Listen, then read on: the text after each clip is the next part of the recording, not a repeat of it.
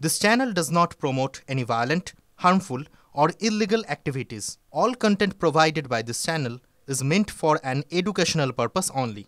Cancer Healer Center, a new beginning. ভোটারের এই ভূত তারা করছে গোটা রাজ্য জুড়ে। এবার তারকেশ্বরে যাই, কারণ সেখানেও ভোটার তালিকায় ভূত ধরতে গিয়ে দিকে দিকে ক্ষোভের মুখে পড়ছেন তৃণমূল বিধায়ক এবং নেতারা। এই ছবিও ধরা পড়ছে ক্যানিং এর পর তারকেশ্বর। ভুয়ো ভোটার ধরতে গিয়ে বিক্ষোভের মুখে পড়ছেন শাসক নেতারা। সঠিক পুরসভা না পাওয়ার অভিযোগ বাসিন্দাদের। এক ওয়ার্ডের বাসিন্দা হলেও অন্য ওয়ার্ডের ভোটার, তাই মিলছে না পরিষেবা। অভিযোগ বহু ভোটারের। জনবিন্যাসের গেরোয়ে বিপাকে তারকেশ্বর পুরসভার 14টি ওয়ার্ডের বাসিন্দারা। 2015 সাল থেকে তারকেশ্বর পৌরসভা জুড়ে জনসংখ্যা বৃদ্ধির কারণে এই ভোটার বিভ্রাট। আমরা নিজের ঘরের পাশে যাকে সবসময় পাবো, আমি চাই যেন ওই ব্যবস্থা। না, আপনার ওয়ার্ডের বা কাউন্সিলরে ভোট দিতে পারেননি? ভোট দিতে পারিনি আমি। এটা কতদিন ধরে চলছে সমস্যা? এটা বিগত প্রথম 2021-এ যে ভোটটা হয়েছিল পৌরসভা ভোট, ওই সময় প্রথম আমরা দেখতে পেয়েছিলাম। কাউন্সিলর যে আমরা ধরুন ভোট দিচ্ছি, আমরা 14 কাউন্সিলরকে ভোট দিচ্ছি না, আমরা জেতার পরে তো 6 কাউন্সিলর 14 আমাদের পরিষেবা দেবে না। একটা সই করতে চাইলে সে সই দিতে চায় না। এবার আপনারা বলুন আমরা কি করব? আমাদের একটাই বক্তব্য যে আমাদের ভোট 14 নম্বর ওয়ার্ডেই হোক, আমরা কেন অন্য ওয়ার্ডে ভোট দিতে?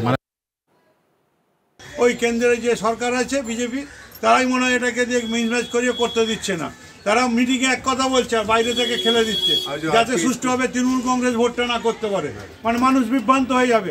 দোষটা তৃণমূল কংগ্রেসের ঘাড়ে চাপানোর চেষ্টা চলছে, কিন্তু মানুষ এটা বুঝেছে। এইটা নিয়ে আরও বা এই আরোকে আপনারা?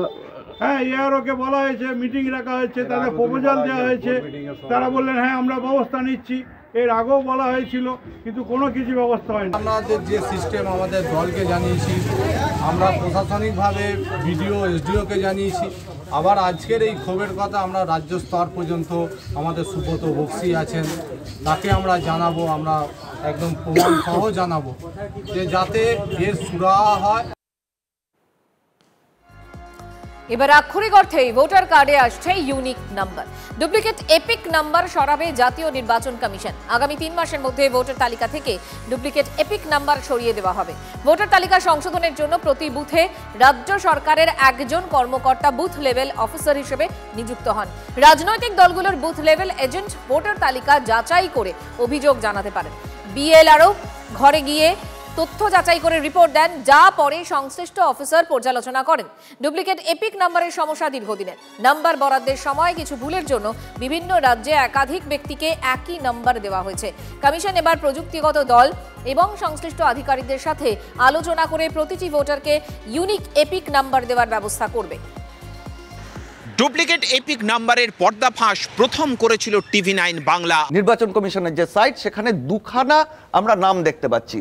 অদ্ভুত বিষয়, দুখানা জায়গাতেই কিন্তু একই এপিক নাম্বার XYZ060223।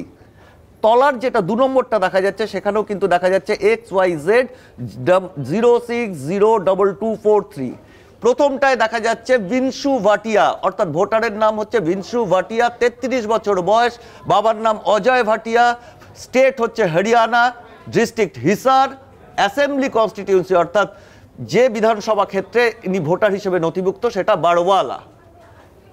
উল্টো দিকে যে দ্বিতীয় নামটা দেখা যাচ্ছে সেটা হচ্ছে মোহাম্মদ লালটু হোসেন, 37 বছর বয়স, আব্দুল বাড়ি, পশ্চিমবঙ্গের বাসিন্দা, মুর্শিদাবাদ জেলার বাসিন্দা, রানীনগর বিধানসভা ক্ষেত্রের ভোটার। আর এই ইস্যুকেই হাতিয়ার হিসেবে ব্যবহার করেছে তৃণমূল কংগ্রেস।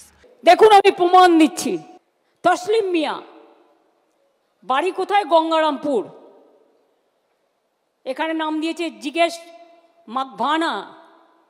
তার বাড়ি কোথায়? তার বাড়ি হচ্ছে গুজরাট আহমেদাবাদ। বুঝেছেন?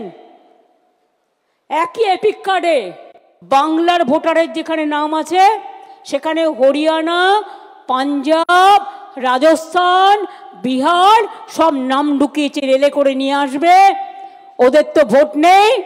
আবার মুর্শিদাবাদের ভোট তুলেছে নর্থ 24 পরগনায়, কারণ মুর্শিদাবাদের ভোট আগে হয়ে যাবে, ওগুলোকে নিয়ে আসবে নর্থ 24 পরগনায়, সাউথ 24 পরগনায়। This is the plan. Unique number বলা হয়েছে যে ইউনিক নাম্বার দিতে হবে। আর এই দ্বিতীয় দাবিকেই কার্যত মেনে নিল জাতীয় নির্বাচন কমিশন। বিবৃতি দিয়ে জানিয়ে দেওয়া হয়েছে আগামী 3 মাসের মধ্যে সারা দেশে ইউনিক ন্যাশনাল এপিক নাম্বার শুধুমাত্র ইস্যু করা হবে না, তার পাশাপাশি ইলেকটোরাল রোল থেকে ডুপ্লিকেট এপিক নাম্বার বাদ দেওয়া হবে। মমতা বন্দ্যোপাধ্যায় যে সঠিক অভিযোগ করেছিলেন বাইরের রাজ্যের ভুয়ো ভোটার এ রাজ্যে ঢোকানো হচ্ছে, সেটা আজ ইলেকশন কমিশন যা বলেছে তার থেকে একদম স্পষ্ট। রাজ্য ওয়ারি যে আলফা নিউমারিক নাম্বার বিতরণ হয়েছিল, সেই বিতরণের ফলে কোথাও কোথাও সেম এপিক নাম্বারে ভিন রাজ্যে ভোটার থাকতে পারে। এটা মমতাদির নেতৃত্বে তৃণমূল কংগ্রেসের নৈতিক জয়, বিজেপির একটা বড় পর্দা ফাঁস। এপিক নাম্বার আর ফলস ভোটারের মধ্যে পার্থক্য আছে। ফলস ভোটারের তালিকা ভারতীয় জনতা পার্টির পক্ষ থেকে প্রায় 17 লক্ষ তালিকা আমরা নির্বাচন কমিশনে জমা দিয়েছিলাম। আন্দোলন শুরু হয়েছিল no identity card no vote, তারপর জাতীয় নির্বাচন কমিশন নড়ে এসে আইডেন্টি কার্ড দিতে বাধ্য হয়েছিল যখন সিপিএম রিগিং করত। তারপর এখন যখন বিজেপি রিগিং করছে তখন মমতা ব্যানার্জি এটা আওয়াজ তুলেছেন যেটা মহারাষ্ট্র তুলতে পারেনি, দিল্লি তুলতে পারেনি, যে এই করে ভুয়ো ভোটার হচ্ছে। আবার নতুন করে ইলেকটোরাল রোল সংশোধনের কথা জানানো হলো, ডুপ্লিকেট এপিক নাম্বার বাদ দেওয়ার কথা জানিয়ে দেওয়া হলো। এর পরবর্তী ক্ষেত্রে তৃণমূল কংগ্রেসের অবস্থান কি হয় আমাদের নজর থাকবে সেদিকেই, কারণ ইতিমধ্যেই তৃণমূল কংগ্রেস এই ইস্যু নিয়ে সংসদে ঝড় তোলার পরিকল্পনা ঘোষণা করে দিয়েছে।